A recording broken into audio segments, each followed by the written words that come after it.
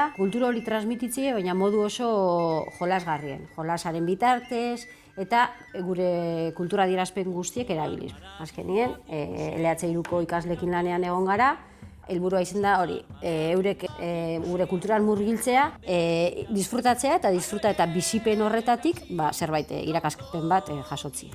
Saio guztiak kultura adierazpide bat aukinda behar datz, saio bat edo bi, hori erakarpen mailaren arabera, eta lehenengokoa 10-15 minutu transmisioa eta gainontzekoa euren esperimentazioa. Oinarrie izen da azaltzie gure kultura nondik datorren, zelako harremanetan egondan beti naturarekin, eta orain bebai dauen, eta saiatzea konektatzen natura horrekin. Eta naturak emoten dozkun, bai bizitza zikloekin, emoten dozkuzen elementuekin, sortu dauzen musika tresnekin, ezagupenetik eta azalpenetik gure kultura ezagutzea.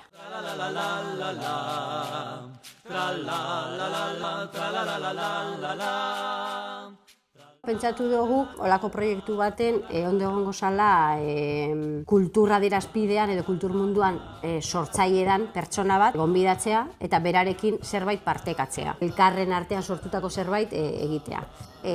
Eta gero mural bat egingo dugu eskola ondoko horma batean, auzoarena dana, eta bebai nahi dugu moduren baten komunitarioa izatea, komunidadeari eskainitako zerbait izatea eta komunidadea ere, eskola komunitatea eta auzoko komunitatea bebai implikatzea proiektu horretan. Ikasi dute euskara modu divertigarri batean. Hartzazurgadun bat ikusi nuen arpe batian.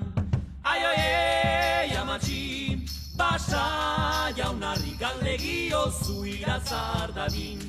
Ai, amatxi, basa jaunarri neudorpea izatu dadin. Ai, amatxi, basa jaunarri galdegio zu irazar dadin. Ai, amatxi, basa jaunarri neudorpea izatu